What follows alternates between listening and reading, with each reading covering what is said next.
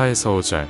남겨두신 이 이방 민족들로 이스라엘을 시험하사 여호와께서 모세를 통하여 그들의 조상들에게 이르신 명령들을 순종하는지 알고자 하셨더라. 그러므로 이스라엘 자손은 가나안 족속과 헷 족속과 아모리 족속과 브리스 족속과 히위 족속과 여부스 족속 가운데에 거주하면서 23에서 24절. 이와 같이 이날에 하나님이 가나안 왕 야빈을 이스라엘 자손 앞에 굴복하게 하신지라. 이스라엘 자손의 손이 가나안 왕 야빈을 점점 더 눌러서 마침내 가나안 왕 야빈을 진멸하였더라.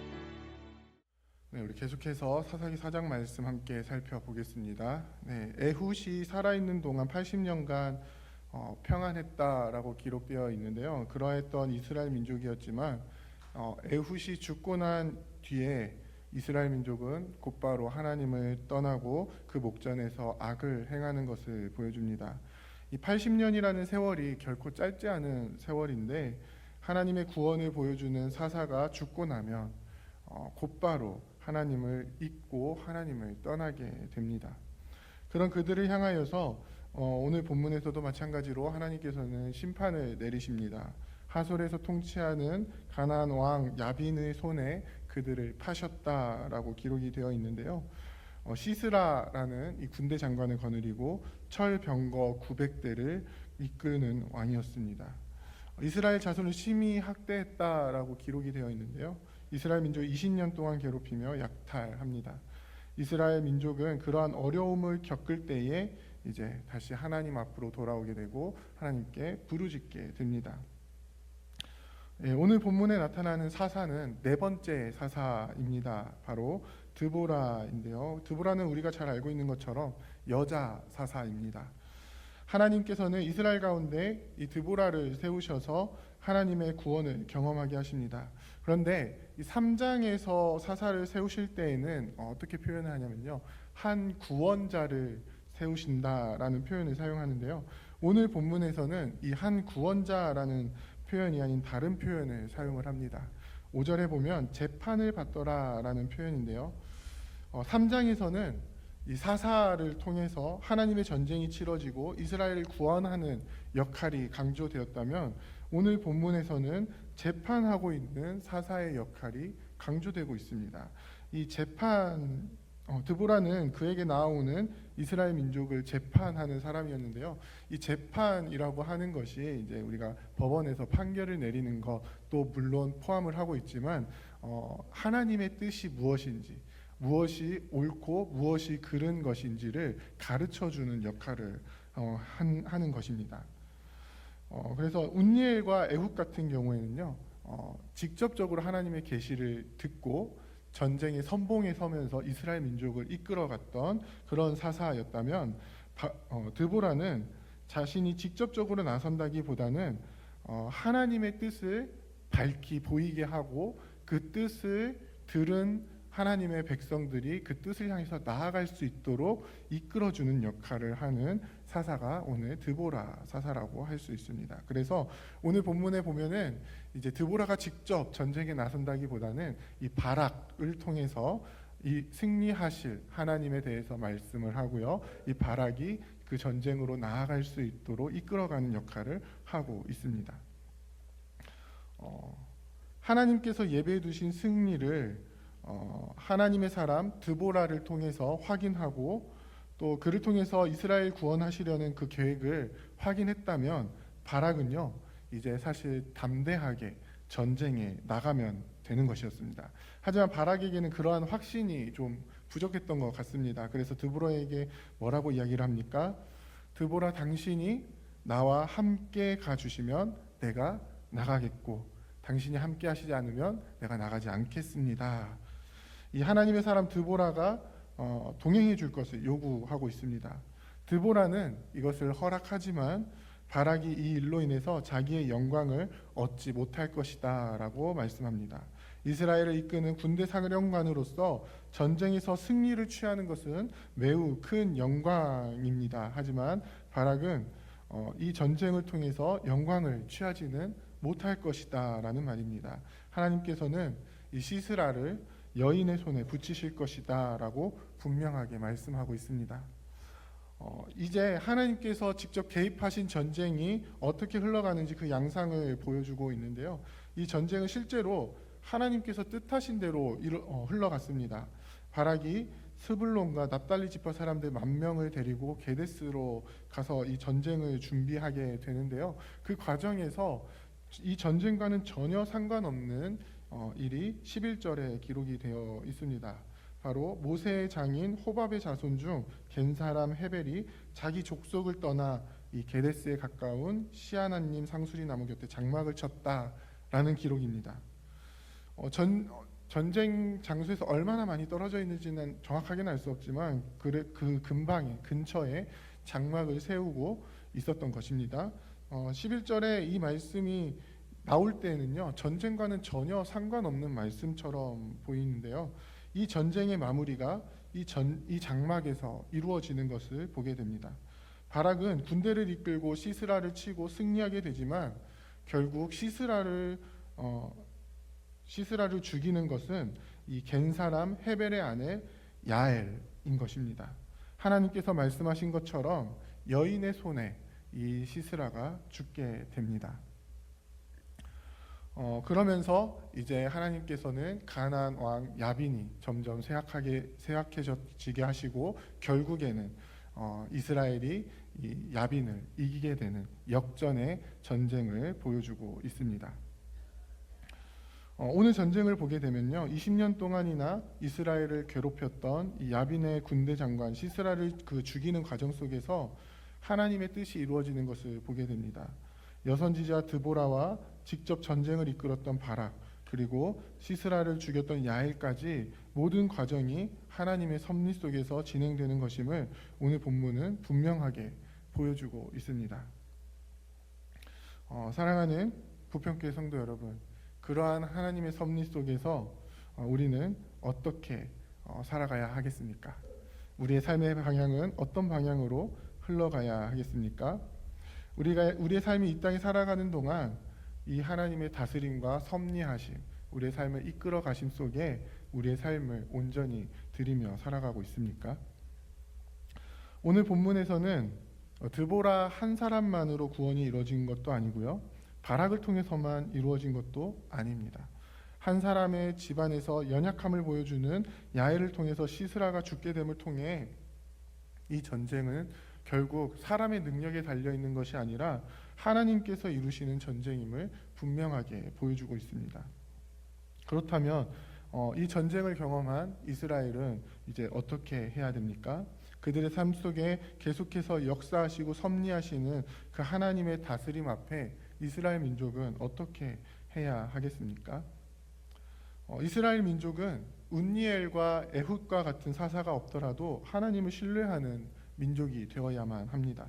드보라를 통해서 보여주시는 전쟁의 선두에 서서 지휘하는 사사가 아닌, 어떻게 보면 후방의 자리에서 예언을 하고 있는 드보라를 통해서 하나님의 뜻이 분명하게 보여질 때, 하나님께서 원하시는 것이 무엇인지 분명하게 주어질 때에 그 말씀을 들은 우리는, 이스라엘 민족은 담대함으로 그 전쟁의 현장에 나갈 수 있어야 합니다.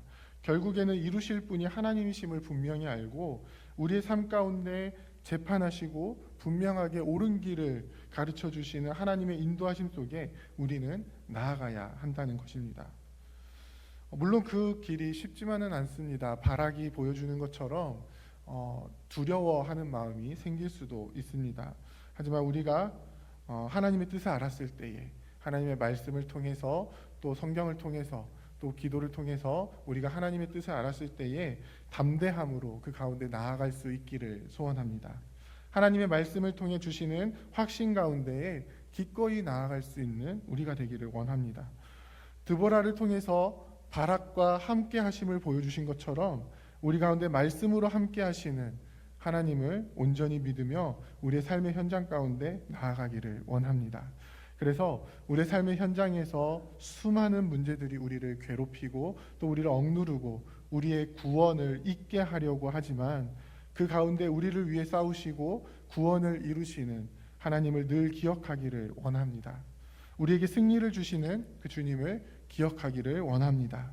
그래서 결국에는 적장을 물리치시고 우리를 구원하시고 우리가 노임을 받게 하시는, 우리를 억누르던 모든 상황이 우리 앞에서 굴복하게 하시는 그 역전의 하나님의 놀라우신 은혜를 날마다 경험하며 누리며 살아가시는 저와 여러분들이 다 되시기를 주님의 이름으로 부탁드립니다. 함께 기도하겠습니다. 이제 오늘 받은 말씀으로 함께 기도하겠습니다. 말씀을 통해 보여주시는 하나님의 뜻을 신뢰하며 담대하게 나아가는 우리가 되게 하옵소서. 우리보다 강해 보이는 대적들과 상황을 역전시키시는 하나님의 놀라우신 은혜를 경험하게 되는 우리가 되게 하옵소서.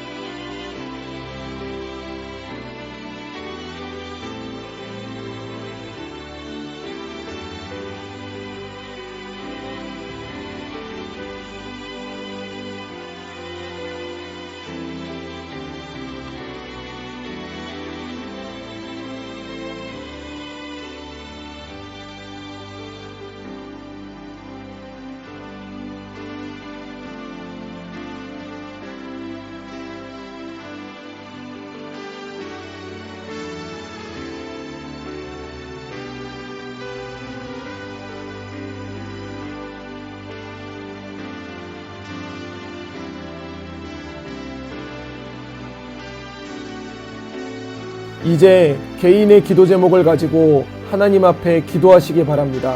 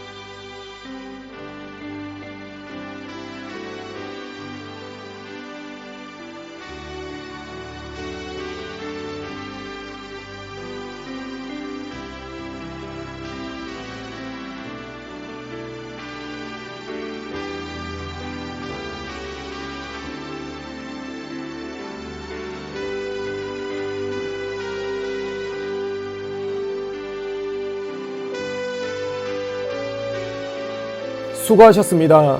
오늘도 하나님의 인도하심 가운데 승리의 하루를 보내시는 우리 재건부평교회 모든 성도님들이 되시기를 주님의 이름으로 축복합니다.